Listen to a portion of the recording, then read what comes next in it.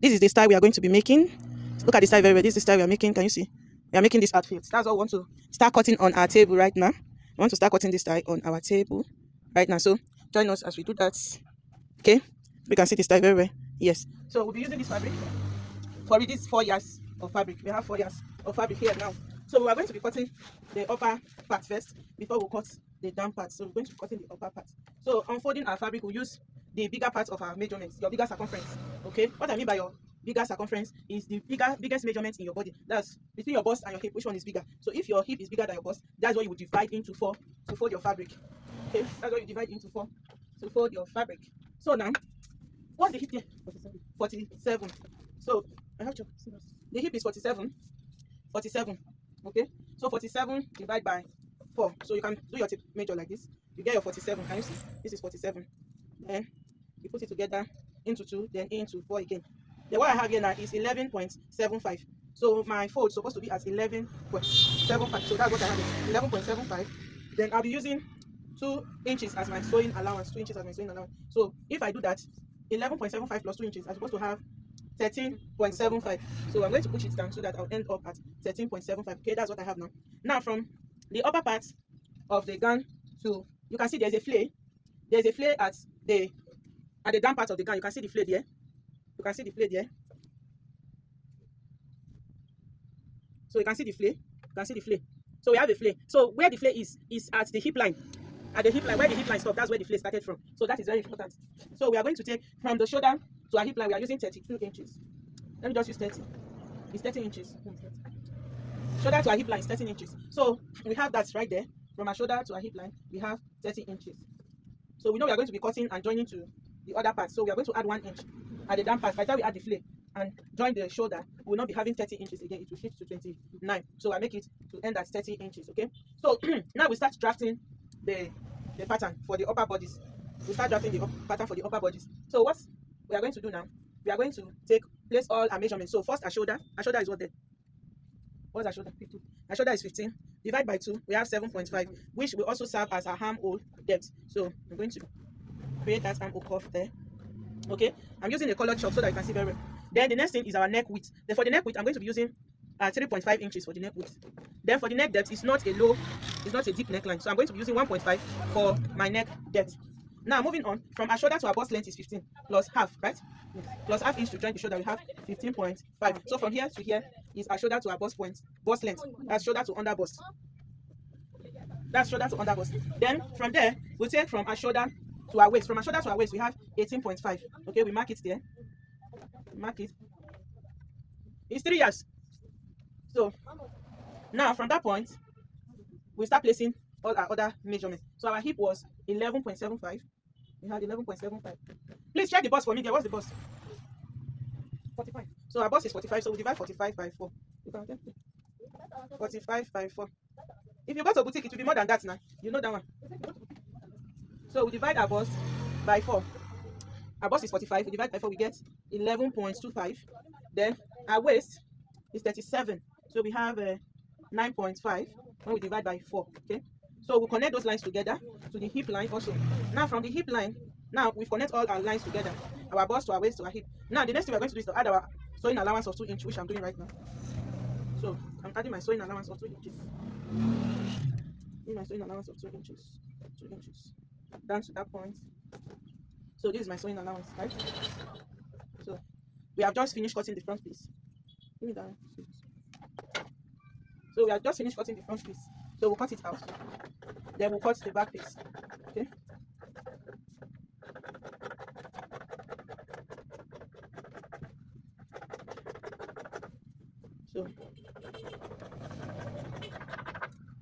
So we are going to use 1 inch for our shoulder slope because our shoulder is not straight. Then we are going to cut out our neckline like so. So now we'll use this to cut the back, leaving out our zipper allowance. Okay. So we want to cut the back. We want to cut the back right away. So we'll fold our fabric like this. Okay. We just fold our fabric into 2 again, like so. So fold it. All right. Now that our fabric is folded, now we'll take. This is too much. So The fabric is folded inside. Make sure to arrange your fabric properly. Don't be in a haste to cut, so that you're not going to destroy your client's fabric. So we are going to place like this. We are going to place it like this, leaving our zipper allowance. You see, I'm still trying to adjust it because I don't like wasting my fabric. That's what I don't like. I would like this place to be at the up, both back and front, so that's so you can see now we've arranged it. So you can use 1.5 to 2 inches for your zipper allowance, but since we are not turning with lining, I think 1 inch is okay for your zipper. 1 inch is okay to make your zipper allowance. So you just fold it like this. Now we are going to adjust this. So I want to cross check if what I'm having is 1 inch for my zipper. So let's cross check this.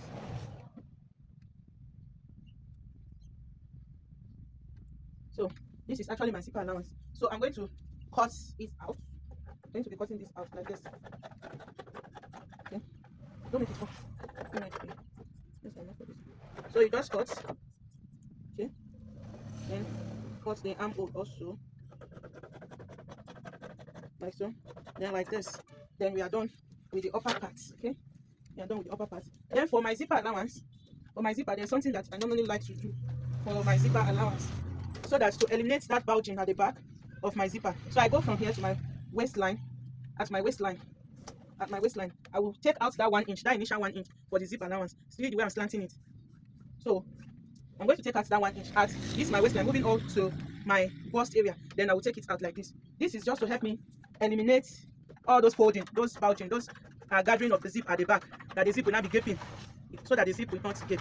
So that's just what this is for. So I'm going to cut the back neckline. You know, I told you the back and the front neckline is going to be a high neck. Then for the front, there's going to be a loop. You see how they tie a loop at the front. So we are going to come down to, you know, we've taken out a 1.5 inch. So we are going to mark our neck depth at 8 inches, like so. So we are going to open this place up to around 7 inches.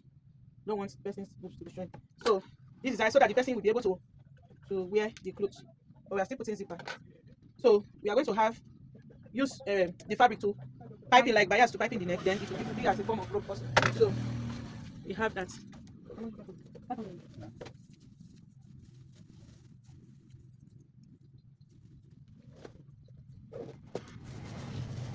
So now we are done with this one. The next thing is to cut the flare part. So the flare you are seeing on the picture is not a full flare, it's not a full circle flare. You can see there, it's not a full flare. So we are just going to fold our fabric into two like this. We'll fold the remaining of our fabric into two like this. Then we'll place it on the table and fold the other part. We'll bend it this way. Fold into two. You can see the way I did it. First fold into two, spread on the table, then do this way. So that was how the flare was cut. It was folded into 4 in a triangular form. So this is how we fold it now. Then we will cut our flare. So what is the measurement you are going to be using to cut this flare now? Is the hip measurement we'll be using to work on this flare. Okay. Here with me. This table is not that wide. It's going to be giving me a little bit of stress. Let me have off it so that it will not scatter. We have to do it so that everything will be intact. So I'm pinning the fabric down with office pin so that all the sides will be together. No side will be moving away from each other, because that can cause a lot of trouble. So like I said, we are using 4 yards of fabric for this. So now we want to cut the flare part. Okay. Now our hip measurement is 47. So when we divide it by 4, that gives us 11.75. Now if we take out 11.75 and add 2 inches to it, it will give us 13.75. So we start marking. That's how I cut this type of my flare. Once you divide your hip measurement by 4, you add 2 inches. So I have 13.75. So this is 13.75 here. I'll start marking 13.75. So you get your round circle here. Now we are going to, our full length is 55. Let's add 20. So let's say the full length is 57. You now subtract 30 from 57. You have 27. So what we need here for our flare is what? 27 inches. So the length of our flare we need here is 27 inches. So we are going to mark 27 inches from here, like this. 27 inches, like this. Can you see? 27 inches. So that's how we start going. 27 inches. You see the reason why I say we need to pin it. If not, now we start folding again. But because of the pin, we are secured. We don't have problem. So we start marking our 27 inches round. Can you see? You bring it to the end. You mark 27 inches. So now we have our flare ready. Now at the upper part, because we are going to fix the flare after shaping the upper part of the gown, we are going to come up here and mark 1 inch from the radius we have at the up, because we are going to shape we are not going to shape the knee, the under hip area exactly with the hip measurement. We are going to be taking out about 2 inches so that the gown can have fitting as the under hip area. So we will now cut this like so. Then cut the down part also. So I showed you the gown we are making at the beginning of the video. So you can see the gown that we are making. So we'll cut it like so. We'll shift it and cut it like so. So what we have left now is our sleeve. What we have left is the sleeve that we are going to be cutting. So we're just taking out the pins that we put. So when I said it was not a full circle flay, you see it. You can see a full circle flay does not have an opening. You will be the one to open it if there is any need at all. A full flay is going to be a full circle. There's not going to be cutting, opening, except you open it by yourself. So this is not a full circle flay. See, it's not that full. Even in the style, you can see it's not that full. It's just there. You can just see that it's flay, but it's not full. So this is the flay. You can see it. We've cut it. So we've cut that. Now the one that is remaining, this is the fabric we have left out of the 4 yards. You can see. So I told you we are using 4 yards for this. Because of the flay. Assuming it was not flay, we can use 3 yards for the style. But because it is flay down there, we need 4 yards. Now we still tell you how to use 3 yards to achieve the same style. Okay. Now, if you want that video, just comment on the comment section. It will still look as if it's flay, you cut it, but it's not flay. Let me see. So now we want to cut the sleeve. So we are done with the bodies, with the flare. We are going to the sleeve. So you can see the sleeve is a puff sleeve. It's a puff sleeve. See it? It's a puff sleeve. You can see it's very simple. It's a puff sleeve. So I'm going to be showing you how we are going to cut it. So let's go. So first, we are going to fold our fabric into 4. That's the beginning point. We fold our fabric into 4 like so. You can use the technique I use for the folding of the upper parts of the bodies. You can use your arm circumference, divide it by 4, add your sewing allowance, and you use it to fold the cutting of your sleeve.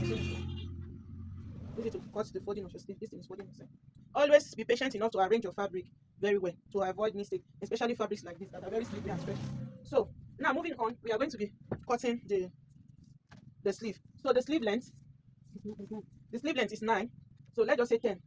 Because it's puff, you shift it up a bit. Then you are going to take out the band. You know it has a band. So for you to get the length of this sleeve, now you have to subtract the band. And the band we have there is 2 inches band. So if we remove 2 inches from 10, we have 8. So the length we are looking for here is what? 8 inches. It's 8 inches. So now we mark our 8 inches here. So this is the length of our sleeve. 8 inches. Okay? 8 inches we mark. Then I run arm. Our AC is 16. 18. So I run arm or our bicep is 16. Now 16. To draw this sleeve, now first you come down by 4 inches. 4 or 5 inches, which is the standard for drafting your sleeve. So at that point now, you will mark a bicep measurement or a round arm measurement, the fuller part of our arm. You measure its rounds to get it. So what we have is 16. When we divide it by 2, we have what? 8. So you mark it there. Then you add 1.5 inch for ease. That's for sewing allowance. Then you come here, you create a curve between those two lines you mark like you are curving your hamper. Then you come to the height of your sleeve and draw it together like this. So you have drafted your sleeve. Now for the round sleeve, we'll be using 14.